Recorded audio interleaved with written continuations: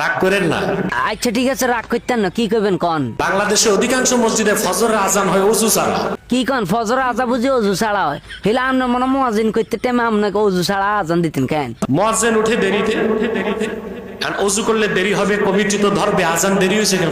আজান দেরি হয়েছে কি আপনাকে মতো কিছু গাঞ্জা ঘর আছে না, এখন গাঞ্জা ডলতে ডলতে দেরি হয়ে গেছে, ইয়ালা আজান দেরি হয়ে গেছে। তো ওযু ছাড়াই আজান দেয়।